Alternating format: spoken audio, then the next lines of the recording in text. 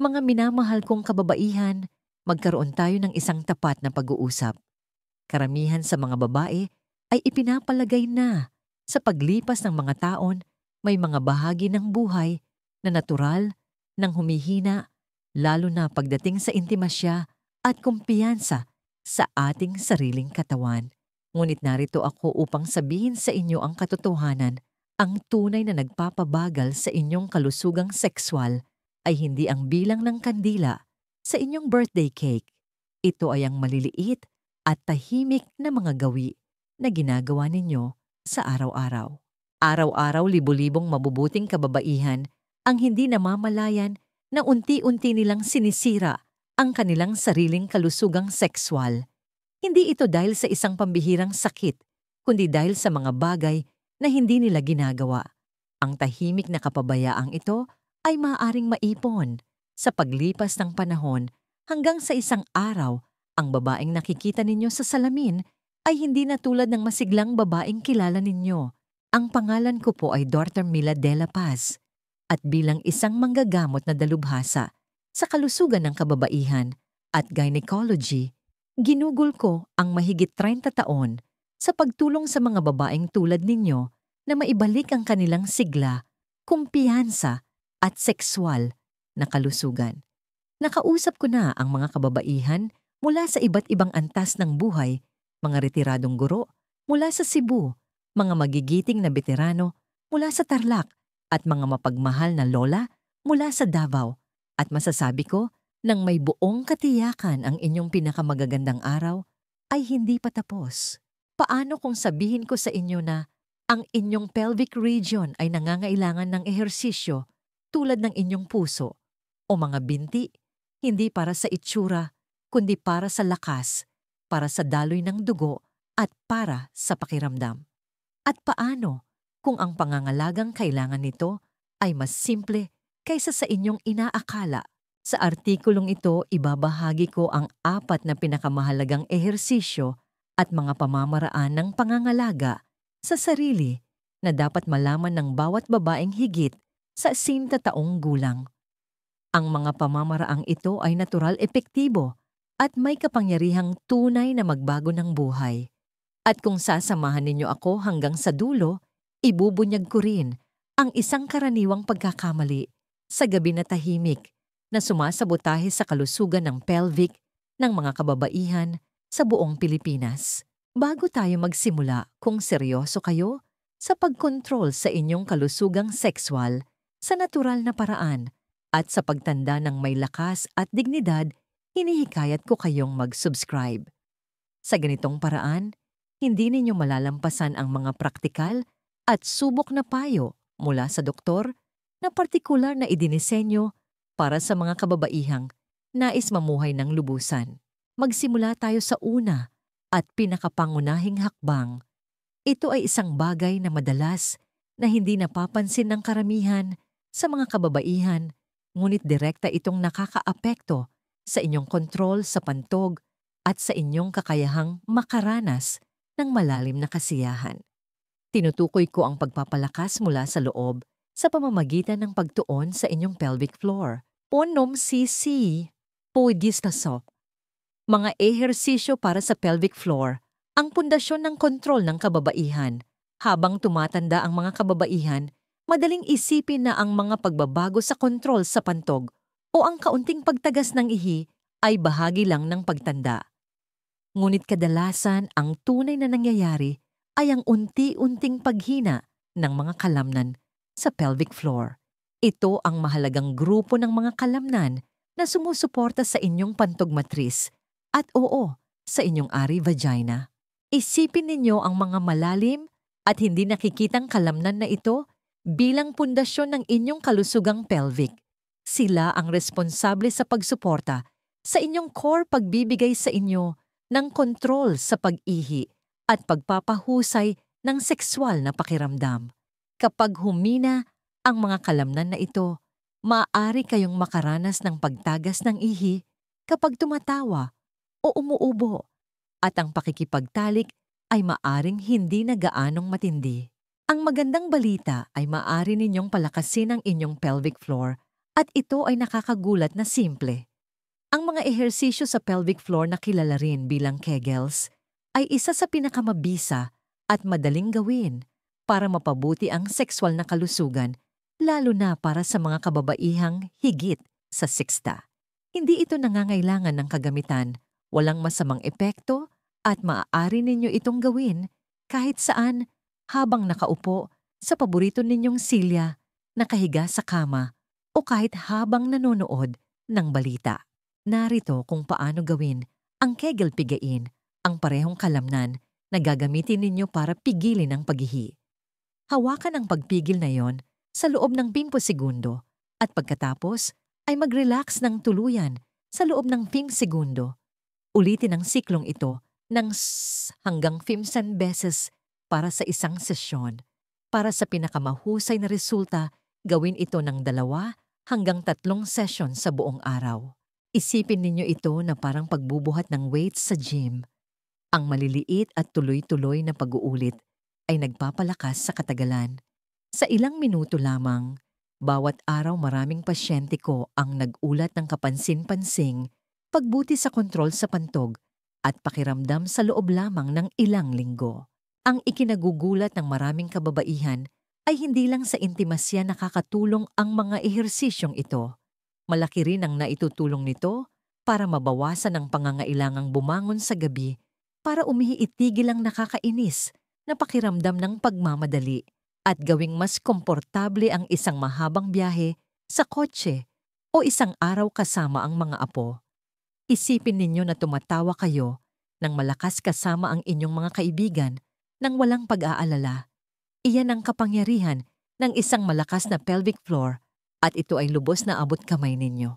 Ngunit narito ang isang bagay na hindi sasabihin sa inyo ng karamihan sa mga doktor.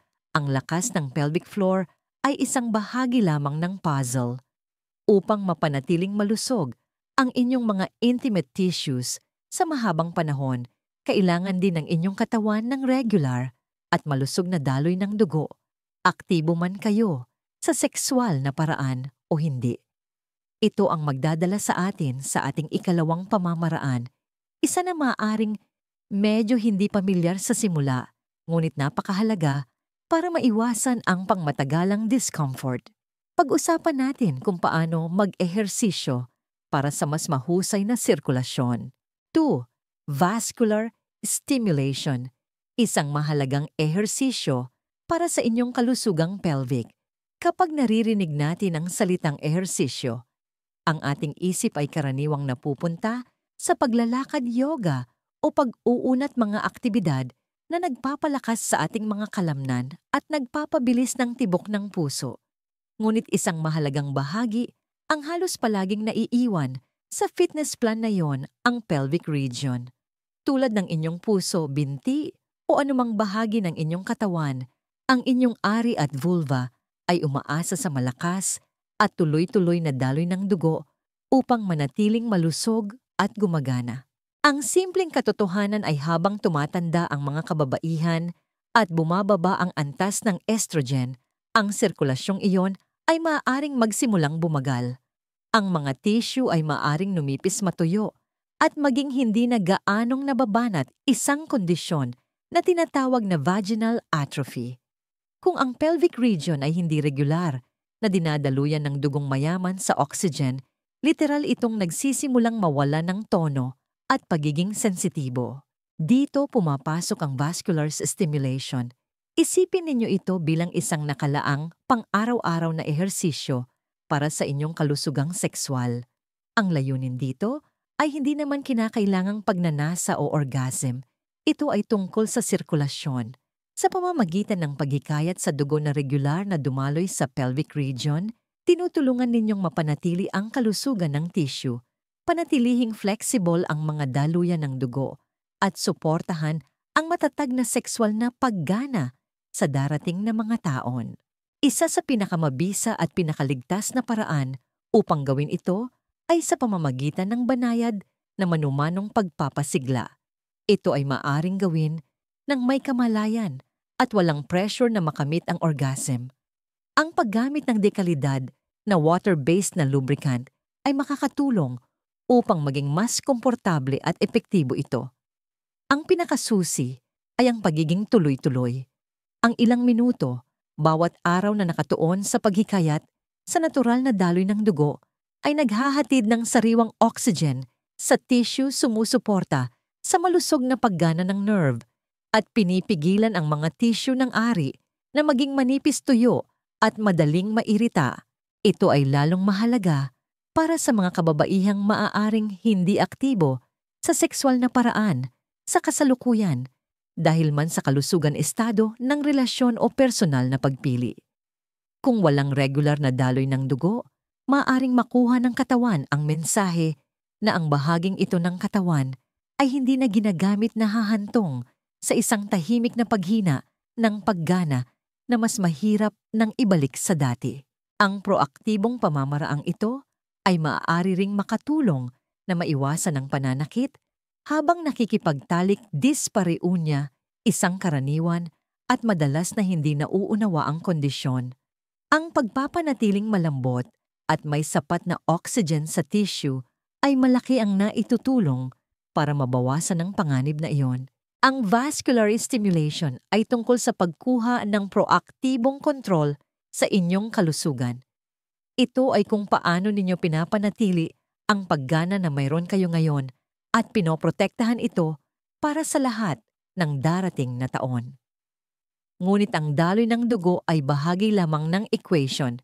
Susunod, kailangan nating talakayin ang isang uri ng pangangalaga na ganap na kinaliligtaan ng karamihan sa mga kababaihan, isang bagay na kasing simple ng kung paano kayo naglilinis ng inyong sarili at kung bakit ang maling paggawa nito ay tahimik na nagpapataas ng inyong panganib para sa mga seryosong problema sa kalusugan.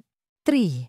Ang inyong balat at kalinisan ang madalas na nakakaligtaang gawi sa araw-araw. Karamihan sa mga kababaihan ay hindi pinag-iisipan kung paano nila hinuhugasan ang kanilang mga pribadong bahagi. Ito ay karaniwang isang mabilis na proseso sa shower madalas na gamit ang parehong sabon na ginagamit sa natitirang bahagi ng katawan. Ngunit ang tila maliit na detalye ay maaaring magkaroon ng malaking epekto sa inyong kalusugan, lalo na habang kayo ay tumatanda. Ang wastong kalinisan ay hindi lamang tungkol sa pagiging malinis. Ito ay isang mahalagang bahagi ng pagprotekta sa inyong kalusugan ng ari pag-iwas sa mga impeksyon at pagtiyak na mananatili kayong komportable at malaya sa mga pangmatagalang problema. Sa katunayan, ang hindi wastong kalinisan ay isa sa mga nangungunang sanhi ng iritasyon, yeast infections at bacterial vaginosis, mga kondisyon na maaaring maging mas karaniwan sa mga matatandang kababaihan. Habang tayo ay tumatanda, ang ating balat ay natural na numinipis at nagiging mas sensitibo at ang pH balance ng ari ay nagbabago. Ito ang dahilan kung bakit mas kritikal ang inyong pang-araw-araw na gawain sa kalinisan. Ang maselang balat ng vulva ay madaling mairita ng matatapang na sabon pabango at kemikal na nakakagambala sa natural na proteksyon nito. Ang pagkagambalang iyon ay hindi lamang hindi komportable. Maaari itong humantong sa mga kondisyon tulad ng vulvitis, masakit na pamamaga ng vulva, pabalik-balik na impeksyon o pangmatagalang pagbabago sa balat na maaring maging mahirap o masakit ang pang-araw-araw na pamumuhay, lalo na ang pakikipagtalik. Ang solusyon ay simple at epektibo, gumamit ng maligamgam na tubig at isang banayad, walang pabango at pH balance na panlinis na idinisenyo para sa pribadong bahagi. Iwasan ang regular na sabon at shower gel sa lugar na ito. Dahan-dahanin banlawan ng mabuti at kasing halaga, patuyuin ang lugar ng lubusan gamit ang isang malambot na tuwalya pagkatapos. Ang pananatiling basa ay maaaring mag-udyok sa pagdami ng yeast. Huwag kailanman mag-douche. Ang inyong ari ay may sariling paraan ng paglilinis at ang pag-douche ay nakakagambala sa natural na balanse ng malusog na bakterya na humahantong sa mas maraming problema. Para sa mga kababaihang madaling matuyo at mairita, ang paggamit ng isang natural, Walang pabangong moisturizer na partikular para sa vulva ay makakatulong na mapanatiling malambot ang balat at mabawasan ng discomfort. Ito ay hindi tungkol sa pagpapaganda. Ito ay tungkol sa pagpapanatili ng kakayahan ng inyong balat na protektahan kayo at gumana ng maayos. Ang maliliit na pang-araw-araw na gawaing ito ay naiipon sa paglipas ng panahon upang makagawa ng malaking pagkakaiba sa inyong pakiramdam. Ang kalinisan ay isang anyo ng paggalang para sa inyong katawan at para sa inyong kapakanan. Ngunit ang kalinisan ay hindi lamang ang nakatagong salik. May isa pang piraso sa puzzle na ito na walang kinalaman sa sabon o kalamnan, ngunit may kinalaman sa kung ano ang nangyayari sa pagitan ng inyong mga tainga. Ating alamin kung paano direktang nakakaapekto ang inyong utak at paghinga sa inyong pagnanasa at desire. Part 2. Mga kasanayang pang-isip at pangangatawan. Dahil ang pagnanasa ay nagsisimula sa utak, para sa maraming kababaihan, kapag nagsimulang humina ang sexual na pagnanasa o tugon ng unang naiisip ay sisihin ng katawan. Baka dahil sa hormones ko, iniisip nila o hindi na tulad ng dati ang katawan ko. Ngunit madalas nating nakakalimutan kung gaano kalaki ng ating sexual na tugon ang pinamamahalaan hindi ng ating katawan kundi ng ating isipan. Ang katotohanan ng inyong mental at emosyonal na estado ay may malaking papel sa inyong kakayahang makaramdam ng pagnanasa.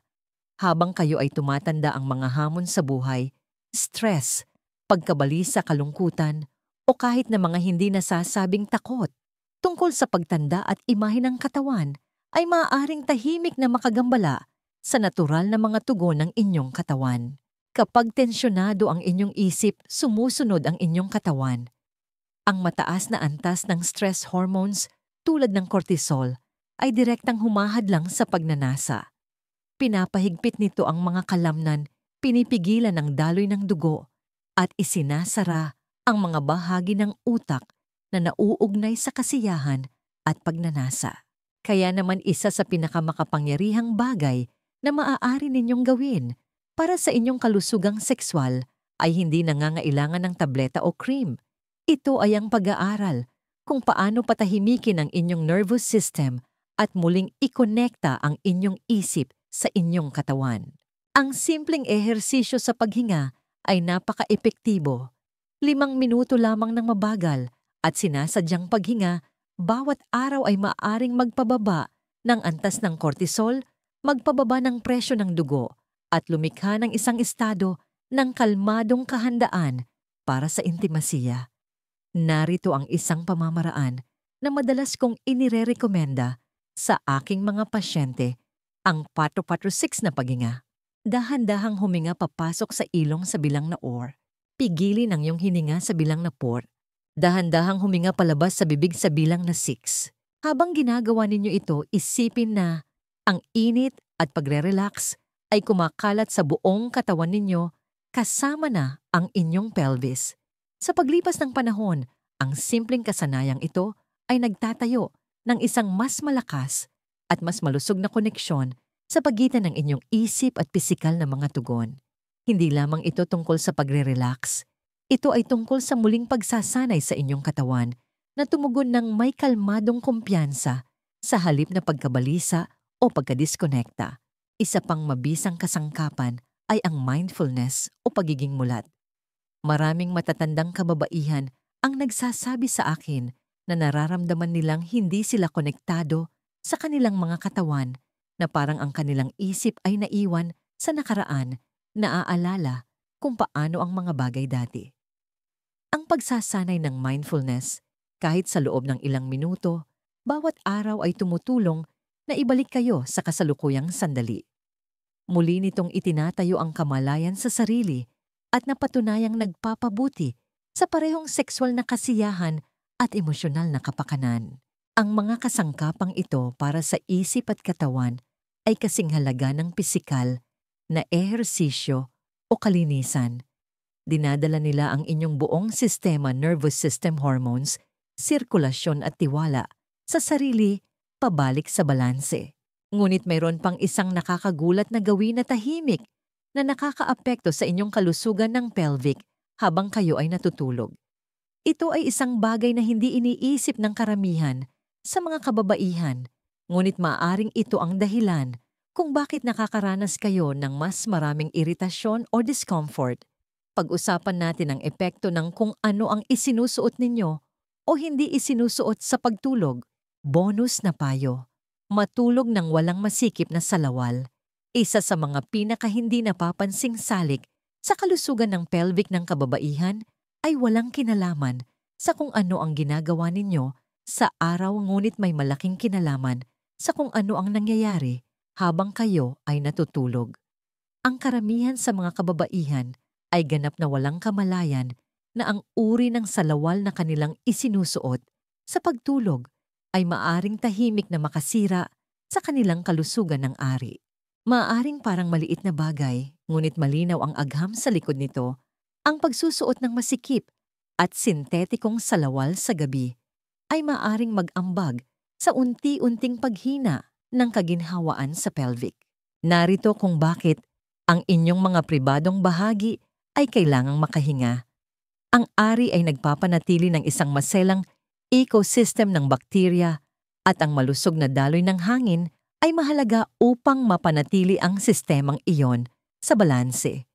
Kapag nagsusuot kayo ng masikip na brief o salawal na gawa sa mga tela na hindi nakakahinga tulad ng nylon o spandex sa pagtulog, naiipon ninyo ang init at halumigmig sa balat. Lumilikha ito ng perpektong kapaligiran para sa hindi malusog na bakterya at yeast na dumami na maaaring humantong sa talamak na iritasyon pangangati at mas mataas na panganib ng mga impeksyon tulad ng bacterial vaginosis o thrush. Ang nakakainis ay maraming kababaihan ang nagdurusa sa discomfort na ito nang hindi nalalaman ang sanhi. Maaaring sinisisi nila ang kanilang edad, kanilang dieta o mga pagbabago sa hormonal, gayong sa katunayan, isang simpleng gawi sa gabi ang nagdudulot ng mabagal at pangmatagalang problema. Ang solusyon ay nakakagulat na simple hayaan ng inyong katawan na huminga at malayang gumalaw sa gabi. Ang pagtulog ng walang salawal o pagpapalit sa maluwag at malambot na cotton na pang-ibaba ay nagbibigay sa inyong balat ng espasyo na kailangan nito upang i-regulate ang temperatura at mapanatili ang isang malusog na kapaligiran. Maaaring hindi ito pamilyar sa simula, ngunit maraming kababaihan ang nag-ulat ng mas kaunting iritasyon, mas mahimbing na tulog at pangkalahatang pagbuti sa kaginhawaan pagkatapos gawin ang isang maliit na pagbabagong ito. Ito ay isang perpektong halimbawa kung paano ang maliliit na pang-araw-araw na pagpili ang mga madalas nating binabaliwala ay maaaring magkaroon ng pinakamalaking epekto sa ating kalusugan sa paglipas ng panahon. Minsan ang landas tungo sa mas mabuting kalusugan ay hindi tungkol sa pagsisikap ng mas matindi. Ito ay tungkol sa pag-alis ng mga nakatagong hadlang na tahimik na humahadlang sa inyong daan.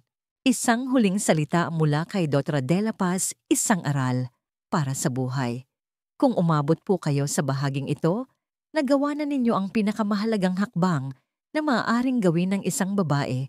Nagpakita kayo ng malasakit para sa inyong sariling kalusugan. Iyan pa lang ay naglalagay na sa inyo sa isang klase ng mga kababaihan na tumatangging hayaan na lang na mangyari ang buhay sa kanila. Napakaraming kababaihan na higit sa 60 ang tahimik na tinatanggap ang paghina bilang hindi maiiwasan na ipinapalagay na ang mas kaunting enerhiya, mas mababang libido o pisikal na discomfort ay ganoon na talaga dapat. Ngunit ang katotohanang natutunan ko mula sa habangbuhay na pangangalaga ay ito: ang inyong katawan ay laging nakikinig. Tumutugon ito sa pangangalaga sa pagsisikap at sa maliliit at tuloy-tuloy na mga pagpili na ginagawa ninyo araw-araw, anuman ang inyong edad. Napag-usapan natin ang 4 na pangunahing kasanayan upang suportahan ang inyong kalusugang sekswal sa tunay at nakikitang mga paraan. Ang pagpapalakas ng inyong pelvic floor ay nagbibigay sa inyo ng kontrol at pakiramdam mula sa loob. Ang araw-araw na vascular stimulation ay nagpapanatili ng daloy ng dugo kung saan ito pinakakailangan na nagpoprotekta sa inyo mula sa pagkatuyo at pagkasira ng tissue. Ang tamang gawain sa kalinisan ay ang inyong unang linya ng depensa laban sa impeksyon at discomfort. Ang mga kasanayang pang-isip at pangangatawan tulad ng paghinga ay tumutulong na i-regulate ang mga nakatagong sistema na kumokontrol sa lahat mula sa inyong antas ng stress hanggang sa inyong pagnanasa. Hindi po ito mga gimmick. Ang mga ito ay mga gawin na suportado ng agham subok na sa panahon at inire-rekomenda ko sa aking sariling mga pasyente. Ang mga kababaihang nananatili sa mga ito ay hindi lamang nag-uulat ng pagbabago sa kanilang intimate life. Nag-uulat sila ng pagbabago sa kung paano nila nararamdaman ang kanilang sarili. Ang inyong kalusugan ay hindi lamang hinuhubog sa klinika ng doktor. Ito ay hinuhubog sa kung ano ang ginagawa ninyo araw-araw kapag walang nanonood. Ang mga pagpiling ito ay nagpapatong-patong, nagpapadala ng isang malakas na mensahe sa inyong katawan. Mahalaga pa rin ako. Nais ko pa rin makaramdam na buhay. Naniniwala pa rin ako sa kung ano ang posible. Kaya narito po ang mahalagang aral sa buhay na nais kong iwan sa inyo. Hindi kinukuha ng edad ang inyong lakas. Ang pagsuko ang gumagawa niyon. Mayroon kayong higit na kapangyarihan sa inyong sariling sigla kaysa sa inaakala ninyo at walang expiration date ang inyong karapatang makaramdam ng kasiyahan, makaranas ng intimasiya, o magkaroon ng isang katawan na gumagana para sa inyo, hindi laban sa inyo. Nais ko pong marinig ang inyong mga saloobin. Pakiusap mag-iwan po ng komento sa ibaba upang ibahagi ang inyong pananaw o magtanong. Kung nakatulong sa inyo ang artikulong ito, hinihikayat ko kayong ibahagi ito sa isang kaibigan, kapatid o sino mang babae sa inyong buhay na maaaring kailangang marinig ang mensaheng ito. At panghuli, siguraduhing mag-subscribe upang hindi ninyo makaligtaan ang iba pang payo mula sa doktor na idinisenyo upang tulungan kayong tumanda ng may lakas at kumpiyansa. Nagawa na ninyo ang unang hakbang. Ngayon magpatuloy po kayo. Ang pinakamagagandang taon ninyo ay darating pa at karapatan ninyong tamasahin ang bawat isa nito.